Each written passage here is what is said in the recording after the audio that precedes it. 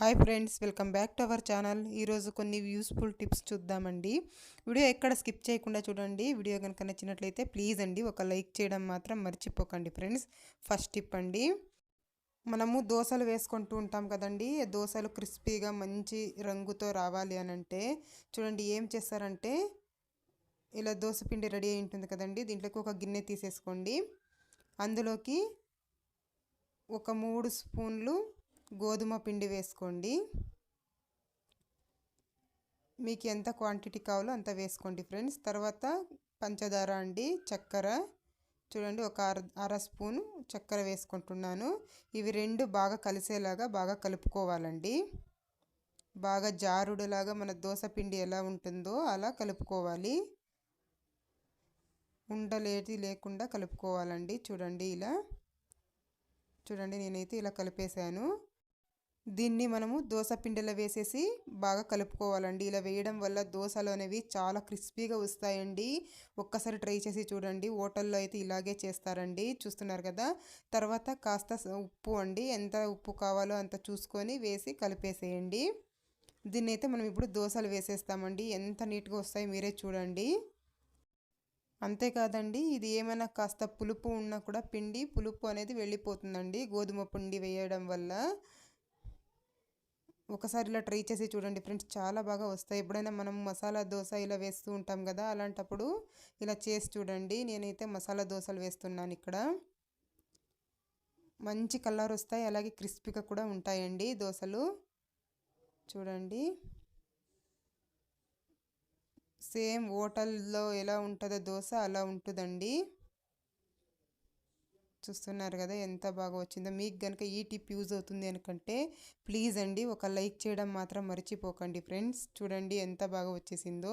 ఈసారి మీరు కూడా ఇలా ట్రై చేసి చూడండి. నెక్స్ట్ టిప్ అండి, ఆలుగడ్డలు ఎక్కువగా వేడిగా ఉన్నప్పుడు మనకు పొట్టు వలవాలంటే కష్టంగా ఉంటుందండి. అలాంటప్పుడు ఏం చేస్తారంటే చల్లటి నీళ్లు పోసేయండి. ఇలా చల్లటి నీళ్లు వేసేసి ఒక 2 నిమిషాలు వదిలేసారంటే చూడండి వేడి మొత్తం ఆ నీళ్ళలోకి వచ్చేస్తుంది.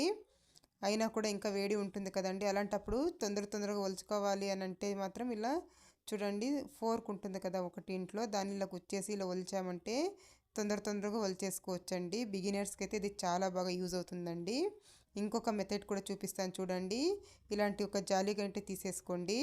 దాంట్లోకి ఇలా ఆలువలన్నీ ఇలా పెట్టేసి ఒక 2, 3 ఇలా పెట్టేసుకొని ఇలా ప్రెస్ చేసామంటే స్మాషర్తో చూడండి ఎంత నీట్గా వచ్చేస్తుందో. మనకి పొట్టు సపరేట్ అయిపోతుంది. మనము ఆలుగడ్డలు స్మాష్ చేసే కూడా పని కూడా ఉండదండి. చూడండి ఇప్పుడు పొట్టు మొత్తం తీసేసుకుంటే సరిపోతుంది. మీ దగ్గర ఇలా స్మాషర్ లేకపోతే చూడండి ఏం చేస్తారంటే ఫోర్క్ ఉంటుంది కదండి, ఇలా పెట్టేసి ఫోర్క్తో ఇలా ప్రెస్ చేసినా కూడాను నీట్గా కిందికి పడిపోతుందండి ఆలుగడ్డ మొత్తము. తర్వాత ఈ పొట్టు తీసేసుకుంటే మనకు సరిపోతుంది. చూడండి ఎంత సులువుగా అయిపోతుందో కదా పని. ఒకసారి ట్రై చేసి చూడండి. ఎంత వేడిగా ఉన్నా కూడా మనకు ఆలుగడ్డలు అనేవి ఈజీగా ఇలా మనము పొట్టు అనేది తీసేసుకోవచ్చు. చెయ్యి కాలుతుంది అనే భయం కూడా ఉండదండి. నీట్గా ఇలా తీసేసుకోవచ్చు. పని కూడా తొందరగా అవుతుంది. అలాగే మనకి స్మాష్ చేసే పని కూడా ఉండదు. చూస్తున్నారు కదా ఎంత నీట్గా అయిపోయిందో. మీకు కనుక ఈ టిప్ యూజ్ అవుతుంది అనుకుంటే ట్రై చేసి చూడండి ఫ్రెండ్స్. నెక్స్ట్ టిప్ అండి, మనం పెరుగు ఇలా ప్యాకెట్లో తెస్తూ ఉంటాం కదా, కొంచెం వాడి కొంచెం అలాగే ఫ్రిడ్జ్లో పెట్టేస్తాము. అలా పెట్టడం వల్ల ఫ్రిడ్జ్లో ఉండే స్మెల్ మొత్తం పెరుగుకి పట్టేస్తుందండి. అలా కాకుండా ఉండాలంటే చూడండి ఇలా ఒక రబ్బర్ ఉంటుంది కదా ఇంట్లో, ఇలా రబ్బర్ వేసి కనుక మనం ఫ్రిడ్జ్లో పెట్టుకుంటే స్మెల్ అనేది పెరుగుకి పట్టకుండా ఉంటుందండి. తినేటప్పుడు కూడా చాలా బాగుంటుంది. ట్రై చేసి చూడండి ఫ్రెండ్స్. 2-3 రోజులైనా కూడా పెరుగు అనేది ఫ్రెష్గా ఉంటుంది. ట్రై చేసి చూడండి. నెక్స్ట్ టిప్ అండి, నెయ్యి అండి. మనము నెయ్యి ఒక్కొక్కసారి ఫ్రిడ్జ్లో పెట్టినా కూడా ఒక్కొక్కసారి స్మెల్ వచ్చేస్తూ ఉంటుంది. అలాంటప్పుడు నెయ్యి ఎప్పుడే కానీ ప్లాస్టిక్ డబ్బాలో పెట్టుకోకండి. ఇలాంటి స్టీల్ బాక్స్లో పెట్టుకుంటే ఎక్కువ రోజులు నిలువ ఉంటుందండి. బెల్లం ఉంటుంది కదండి ఇంట్లో, కాస్త బెల్లం వేసి మూత వేసి పెట్టేసినట్లయితే నెయ్యి అనేది స్మెల్ రాకుండా చెడిపోకుండా ఉంటుందండి. ట్రై చేసి చూడండి. నచ్చితే లైక్ చేయండి ఫ్రెండ్స్. నెక్స్ట్ టిప్ అండి, ఇలా మసాలాలు ఏదైనా తెచ్చుకుంటూ ఉంటాం కదా మనము, అలాంటప్పుడు మనం ఇలా కొద్దిగా వాడి అలానే పెట్టేస్తే స్మెల్ అనేది వెళ్ళిపోతూ ఉంటుంది. అలా కాకుండా ఉండాలంటే ఏం చేస్తారంటే చూడండి, పురుగు కూడా పట్టేస్తుందండి ఎక్కువ రోజులైతే. అలా కాకుండా ఉండాలంటే చూడండి ఇలా ఒక పేపర్ అయితే ఇలా పెట్టేసేయండి ఫ్రెండ్స్. దానిపైన ఇలా పేపర్ పెట్టేసి కాస్త స్పూన్ అయితే వేడి చేసుకోండి. స్పూన్ వేడి చేసేసి ఇలా కనుక మనం ఇలా కాస్త ఇలా అన్నామంటే మనకు అది అదుక్కోపోతుందండి. అసలు ఓపెన్ అనేదే ఉండదు. చూడండి ఎంత నీట్గా అదుక్కోపోయిందో. అప్పుడు గాలి ఆడదు కదా, అలాంటప్పుడు మనకు పురుగు పట్టకుండా ఉంటుంది, స్మెల్ కూడా వెళ్ళిపోకుండా ఉంటుంది. చూడండి కొంచెం కూడా కింద పడట్లేదు. ట్రై చేసి చూడండి ఫ్రెండ్స్. నెక్స్ట్ టిప్ అండి, ఇలా మందపాటి బట్టలు ఎప్పుడైనా ఇలా కుట్టుకోవాలంటే సూది అనేది అసలు దిగనే దిగదండి. ఒకటే సూది ఉన్నప్పుడు చూడండి ఇలా దిగనే దిగదు కదా, అలాంటప్పుడు ఏం చేస్తారంటే చూడండి ఎంత ట్రై చేసినా కూడా సూది అనేది క్లాత్లోకి దిగట్లేదు. నైల్ కటర్ ఉంటుంది కదండి ఇంట్లో, నైల్ కటర్ తీసేసుకొని ఇలా బరకుగా ఉంటుంది కదండి, అక్కడ ఇలా కాస్త ఇలా రుద్దాలండి. సూదిని పెట్టి ఇలా బాగా ఇలా మనం రబ్ చేసినట్లయితే సూది అనేది షార్ప్గా అయిపోతుందండి. అప్పుడు ఎంత మందమైన క్లాత్ కూడా మనము ఈజీగా కుట్టేసుకోవచ్చు. చూడండి చూపిస్తున్నాను ఎంత ఈజీగా దిగుతుందో సూది అనేది. నెక్స్ట్ టిప్ అండి, ఇప్పుడు చిన్న పెద్ద అనే తేడా లేకుండా స్పెక్స్ అయితే అందరూ వాడుతూ ఉంటాము. అలాంటప్పుడు చూడండి ఒక్కొక్కసారి అవి చాలా గలీజ్గా అయిపోతూ ఉంటాయి, అలాగే గీతలు పడిపోతూ ఉంటాయి. అలాంటప్పుడు ఎలా క్లీన్ చేస్తారంటే వ్యాస్లైన్ ఉంటుంది కదండి, కాస్త ఇంట్లో వ్యాస్లైన్ తీసేసుకొని ఒక ఇయర్ బడ్ తీసుకోండి. ఇయర్ బడ్తో ఇలా బాగా ఇలా అప్లై చేయాలండి వ్యాస్లైన్ని. వ్యాస్లైన్ మొత్తము రెండు పక్కల ఇలా నీట్గా ఇలా అప్లై చేసేయండి.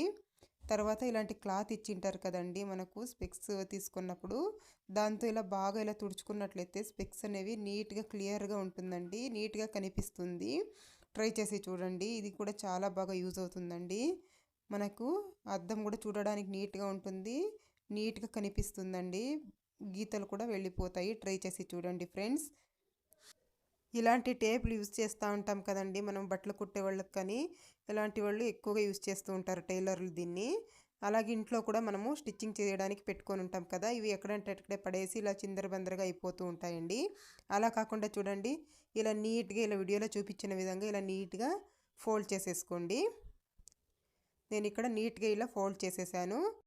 ఇలా ఫోల్డ్ చేసిన తర్వాత పిల్లలు ఎరేజర్స్ కానీ షార్ప్నర్స్ కానీ యూస్ చేస్తూ ఉంటారు కదా, ఇలాంటివి ఎరేజర్స్ ఉంటాయి కదండి దీంట్లో. చూడండి ఇలాంటి పేపర్ అయితే తీసేసుకున్నాను, దాంట్లోకి టేప్ని ఇలా పెట్టామంటే నీట్గా ఉంటుందండి. అసలు టేప్ ఎక్కడ కూడా ఇలా కదలకుండా ఉంటుంది. టైలర్స్ కూడా చాలా బాగా యూజ్ అవుతుందండి, చూడడానికి కూడా చాలా అందంగా ఉంటుంది. మనం ఎలా వేసినా కూడా బయటికి రాకుండా నీట్గా ఉంటుందండి.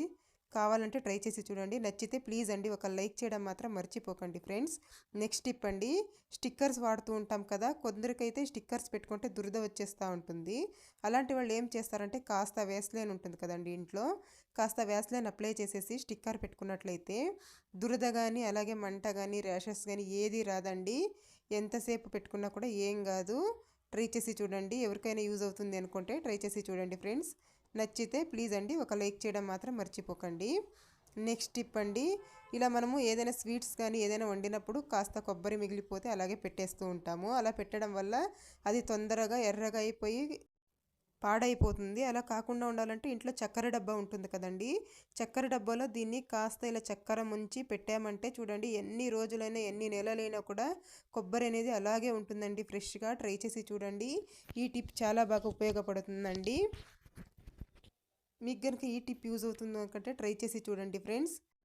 మూత వేసి పెట్టేస్తున్నాను. నెక్స్ట్ టిప్ అండి, చూడండి మనకి చిన్న సైజు గాజులు ఉంటాయి కదా, వేసుకోవాలంటే ఇబ్బందిగా ఉంటుంది, చేయి కూడా మంట వచ్చేస్తూ ఉంటుందండి. అలాంటప్పుడు ఏం చేస్తారంటే ఇంట్లో పిల్లలవి కానీ ఏదైనా సాక్స్ ఉంటాయి కదండి, వేస్ట్ సాక్స్ ఉంటాయి కదా, అలాంటిది ఒకటి చేతికి తొడిగేసుకోండి. తర్వాత ఇలా గాజులు వేసుకున్నట్లయితే మనకి మంట అనేది అస్సలకే రాదు.